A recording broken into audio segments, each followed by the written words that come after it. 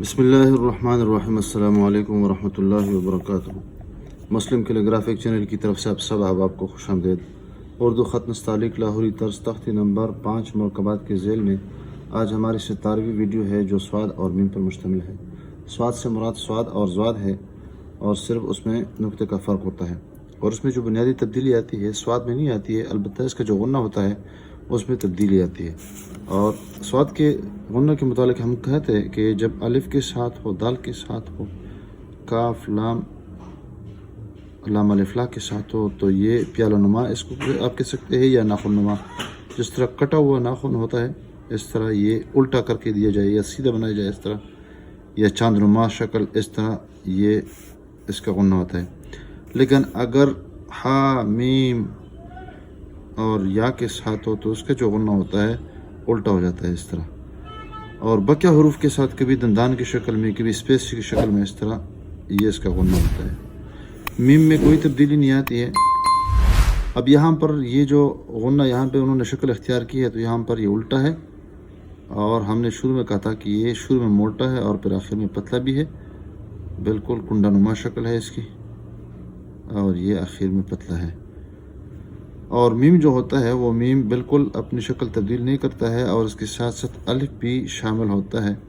اور سب سے پہلے یہ ہم بتا دیتے ہیں کہ سواد میں اندرونی شکل جو ہوتی ہے وہ تخم کدو کی مانند ہوتی ہے، اور باہر سے چھری نما یا مدنما ہوتی ہے۔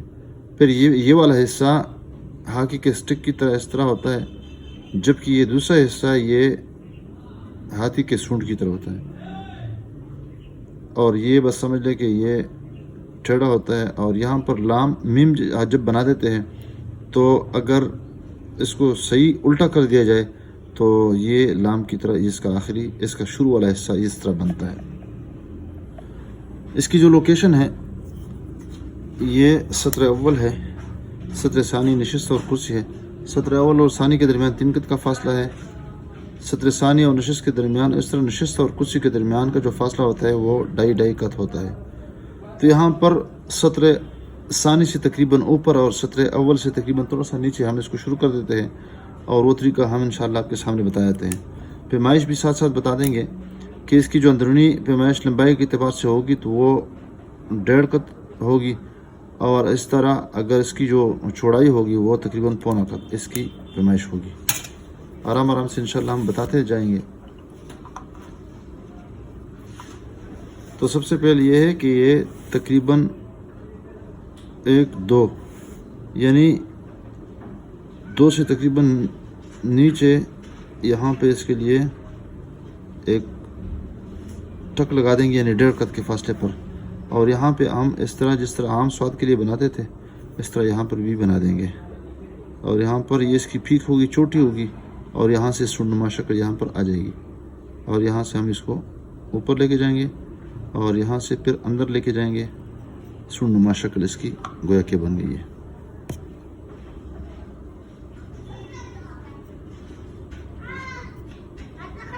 پھر اس کے بعد یہاں پہ 1/4 قط اس طرح ٹک لگا دیں گے، اور ٹک کو پھر یہاں پہ بھی اس کو پھیلا دیں گے، اور یہاں پر بھی پھیلا دیں گے، اور اس کو پھر آہستہ آہستہ اس کو پکا کر دیں گے، اور اس کو بھی آگے اس کو موٹا کر دیں گے معمولی سا۔ تو یہ جو حصہ یہ تھوڑا سا سیدھا ہو جائے گا، اور باہر سے یہ حصہ گول ہو جائے گا۔ تو یہ ہاکی کے سٹک کی مانند یہ شکل بن گئی ہے، یہ ہاکی کے سٹک کی طرح، اور یہ جو ہے ہاتھی کے سونڈ کی طرح۔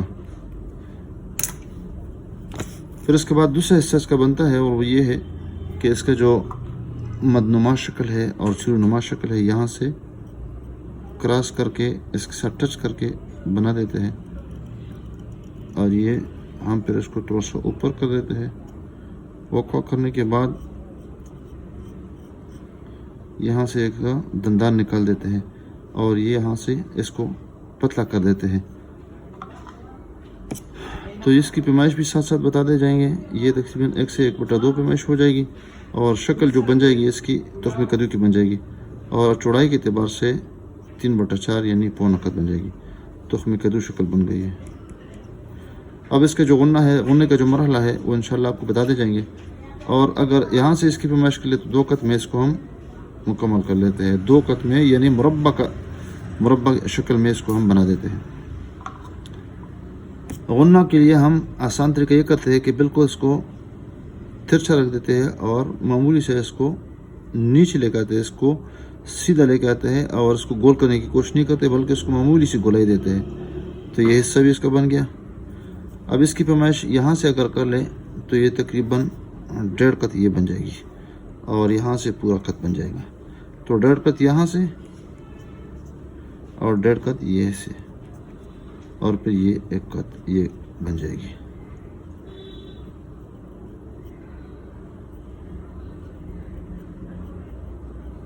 اب جب اس لکیر پہ پہنچیں گے سطر ثانی پہ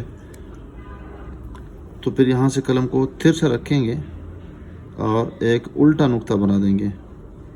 اور جب الٹا نقطہ بنا دیں گے تو پھر اسی الٹا نقطے کو ہم اس طرح گولائی کی شکل میں یہاں اس کے ساتھ خط کا اوپر والا حصہ لے کے آئیں گے اور ٹچ کر دیں گے اور پھر اس کو آہستہ آہستہ اس کو ہم معمولی سا گولائی دے دیں گے.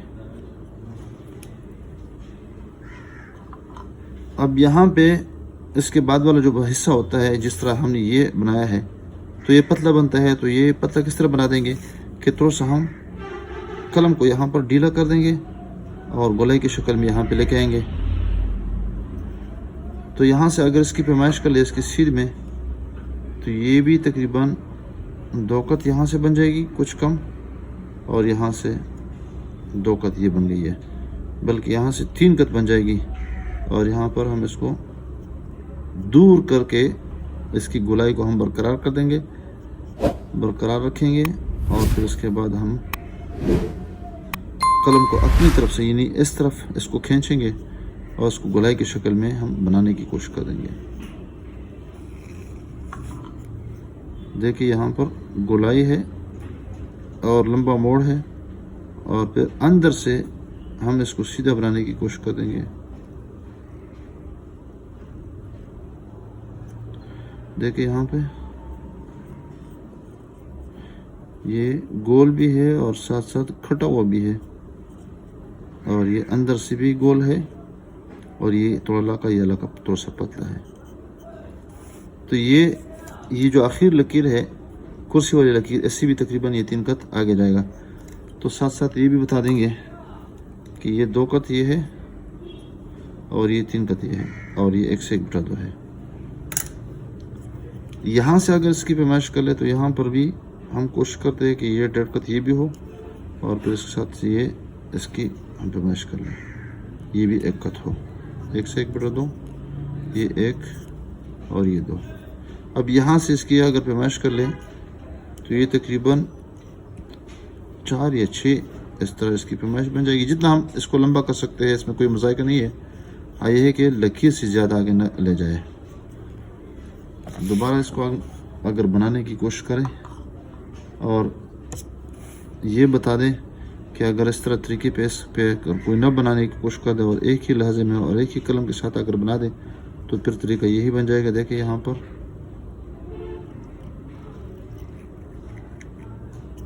دیکھیں آرام آرام سے اس کو بناتے جائیں. یہاں پر قلم کا رخ بدل جائے گا.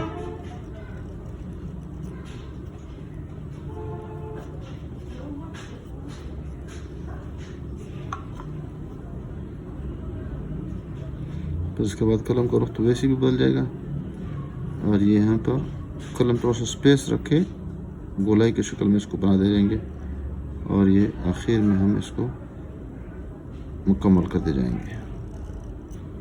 اس کو گول کر دیں گے معمولی سا، کٹا ہوا ہو لیکن ساتھ گول بھی ہو. اور پھر یہ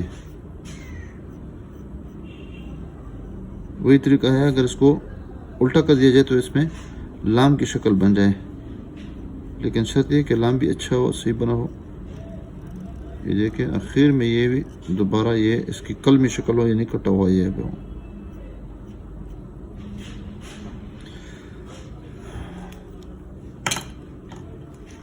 تو کٹ پین کے ساتھ اگر ہم بنانا چاہیں تو وہ بھی اسی طریقے پہ بنا دیں گے.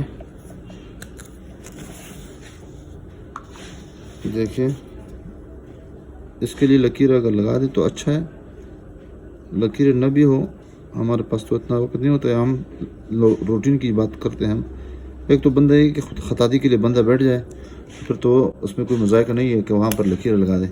لیکن اگر وقفہ اور وقت کسی کے پاس نہیں ہے تو بغیر لکیروں کے اور بغیر پیمائش کے آپ اس طرح لکھ سکتے ہیں. دیکھیں یہاں پر وہی چھری نما شکل ہے، وہی تخم کدو ہے، وہی لام ہے، وہی میم ہے. بال پین کے ساتھ بھی یہی طریقہ ہے.